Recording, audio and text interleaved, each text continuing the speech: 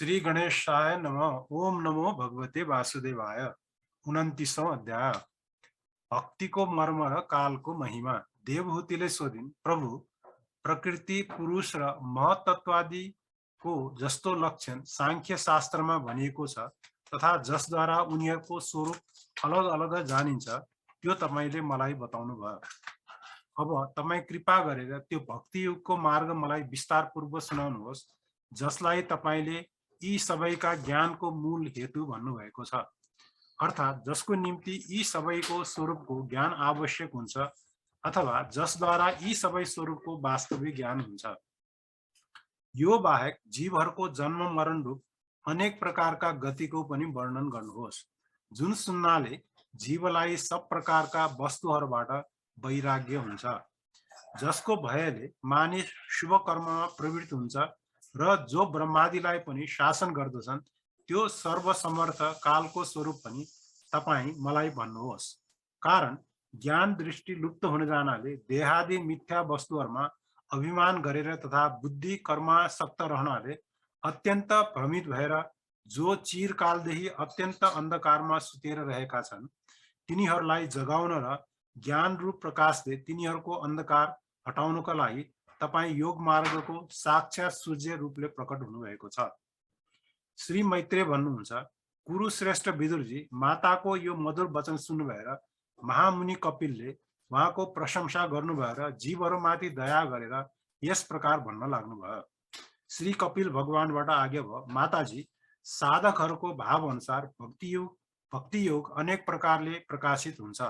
कारण स्वभाव र गुणहरूको भेदले मानिसहरूको भावनामा पनि विभिन्नता हुँदछ। भेददर्शी क्रोधी पुरुष हृदयमा हिंसा दम्भ अर्थात् देखौटीपन अथवा मात्सर्यको भाव राखेर ममा प्रेम गर्ने मेरो तामस भक्त हो। विषयहरूको कामनाले अर्थात् ऐश्वर्यको निम्ति मेरो प्रतिभाको भेदभावले पूजा गर्ने पुरुष राजस भक्त हो। पापहरू क्षय गर्नलाई परमात्मामा भक्ति अर्पण गर्ने अर्थात् भगवत प्रीति गर्ने अथवा पूजा गर्नु नै कर्तव्य हो भन्ने बुद्धिले भेदभाव रहित पूजा गर्ने व्यक्ति सात्विक भक्त हो। यिनीहरूका अतिरिक्त जुन प्रकारले गंगाको प्रवाह समुद्रतिर मात्र बगिरहन्छ त्यस्तै प्रकारले मेरो गुणहरूको श्रवण मात्रले मनको गति तेलको धारा जस्तै अविच्छिन्न रूपले म सर्वान्तयामी प्रति हुन जानु तथा म पुरुषोत्तममा निष्काम र अनन्य प्रेम हुनु निर्गुण भक्ति युगको लक्षण भनिएको छ। अर्थात् अनन्य र निष्काम प्रेम सहित भगवानको निरन्तर चिन्तन नै निर्गुण भक्तिको स्वरूप हो। त्यस्ता निष्काम भक्त मेरो सेवालाई छोडेर सालोक्य अर्थात् भगवानको धाममा निवास, सारष्टि अर्थात् भगवानको समान ऐश्वर्य भोग, सामिप्य भगवानको सधैँ नजिक हुनु, सारूप्य भगवानको जस्तो रूप र सायुज्य भगवानको श्री विग्रहमा समाइनु अर्थात् ब्रह्मस्वरूप प्राप्त गर्नु मोक्ष पद दिए पनि लिँदैनन् भने तिनीहरूले अन्य कामना गर्ने त कुरै भएन। भगवत सेवाको लागि मुक्तिको तिरस्कार गर्ने यो भक्ति योग नै परम पुरुषार्थ अथवा साध्य भनिएको छ। यसद्वारा पुरुष तिनै गुणहरूलाई नागेर मेरो भावमा मेरो प्रेम रूप अप्राकृतिक स्वरूपमा प्राप्त हुन जान्छ। निष्काम भावले श्रद्धापूर्वक आफ्नो नित्य नैमित्तिक कर्तव्यहरू पालन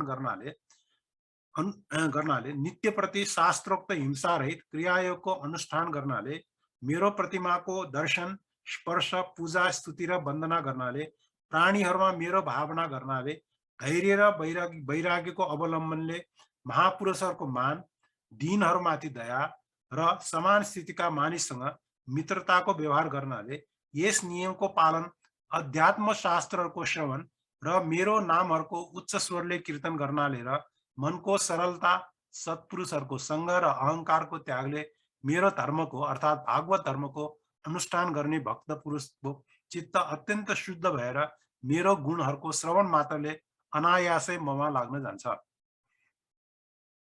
जुन प्रकारले वायुद्वारा उडेर जाने गन्ध आफ्नो आश्रय पुष्पबाट घ्राणेन्द्रिय तक पुग्दछ त्यस्तै प्रकारले भक्ति योगमा तत्पर र राग द्वेषादि विकारहरू शून्य चित्तले परमात्मालाई प्राप्त गर्दछ।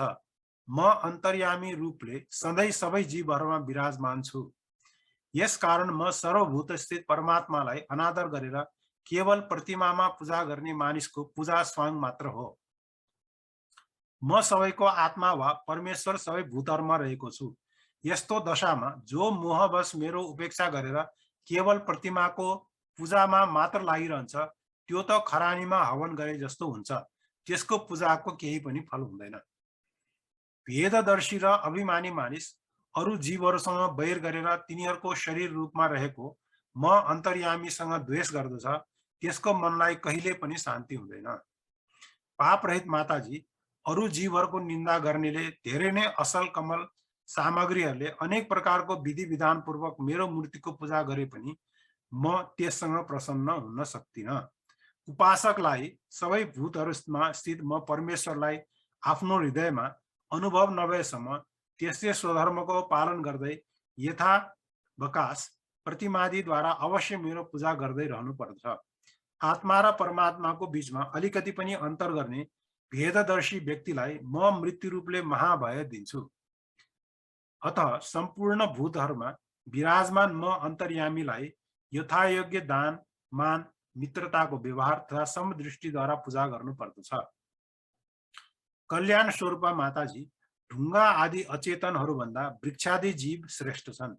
तिनीहरूभन्दा सास लिने प्राणी श्रेष्ठ छन्। त्यसमा पनि मन भएका प्राणी श्रेष्ठ छन् र तिनीहरूभन्दा पनि माथि इन्द्रियका वृत्तिहरूले युक्त प्राणी श्रेष्ठ छन्। इन्द्रिय भएका प्राणीहरूमा पनि केवल स्पर्शको अनुभव गर्नेहरूभन्दा रस ग्रहण गर्न सक्ने मत्स्यादि उत्कृष्ट छन्। रसविदहरूभन्दा गन्धको अनुभव गर्ने भ्रमरादि र गन्ध ग्रहण गर्नेहरूभन्दा पनि शब्द ग्रहण गर्ने सर्पादि श्रेष्ठ छन्। तिनीहरूभन्दा पनि रूपको अनुभव गर्ने काकादि उत्तम छन् र तिनीहरूभन्दा पनि तलमाथि दाँत हुने जीवहरू श्रेष्ठ छन्। त्यसमा पनि खुट्टा नभएका भन्दा धेरै खुट्टा भएका श्रेष्ठ छन्। धेरै खुट्टा भएकाहरू भन्दा चार खुट्टे र चार खुट्टे भन्दा दुई खुट्टा भएको मनुष्य श्रेष्ठ छ। मनुष्यहरूमा पनि ब्राह्मणादि चार वर्ण श्रेष्ठ छन्। ती मध्ये पनि ब्राह्मण श्रेष्ठ छ। ब्राह्मणहरूमा पनि वेद जान्ने उत्तम छ र वेदज्ञहरूमा पनि वेदको तात्पर्य जान्ने श्रेष्ठ छ।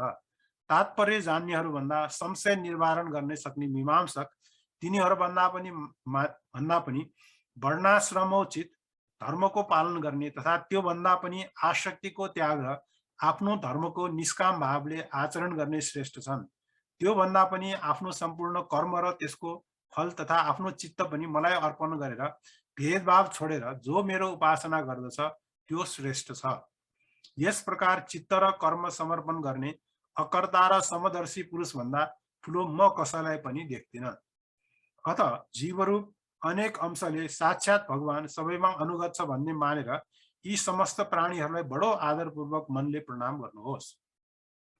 माताजी, यस प्रकार मैले तपाईँलाई भक्ति योग र अष्टाङ्ग योगको वर्णन गरेँ। यसमध्ये एउटाको मात्र साधन गर्नाले पनि जीवले परम पुरुष भगवानलाई प्राप्त गर्न सक्दछ। भगवान परमात्मा परब्रह्मको अद्भुत प्रभाव सम्पन्न तथा सांसारिक पदार्थहरूको नाना विधि वैचित्र्यको हेतुभूत स्वरूप विशेष नै काल नहुने विख्यात छ। प्रकृति र पुरुष यसैको रूप हो र यिनीहरूबाट पृथक पनि छ। नाना प्रकारका कर्महरूको मूल अदृष्ट पनि यही हो तथा महतत्वादिको अभिमानी भेददर्शी प्राणीहरूलाई सदा यसैको भय लागिरहन्छ। सबैको आश्रय हुनाको कारणले समस्त प्राणीहरूमा अनुप्रविष्ट भएर जुन भूतहरूद्वारा तिनीहरूको संहार गर्ने, जगतको शासन गर्ने ब्रह्मादिको पनि प्रभु भगवान काल नै यज्ञहरूको फल दिने विष्णु हो। यसको न कोही मित्र छ, न कोही शत्रु, न कुनै भाइ बन्धु नै छन्। यो सर्वदा सजग रहन्छ र आफ्नो स्वरूपभूत भगवानलाई बिर्सेर भोग रूप प्रमादमा फसेका प्राणीहरूमाथि आक्रमण गरेर तिनीहरूलाई संहार गर्दछ। यसैको भयले इन्द्र वर्षा गर्छन् र यसैको भयले तारा चम्कन्छन्। यसैबाट भयभीत भएर औषधिहरू सहित लताहरू र सारा वनस्पतिहरूले समय समयमा फलफूल धारण गर्दछन्।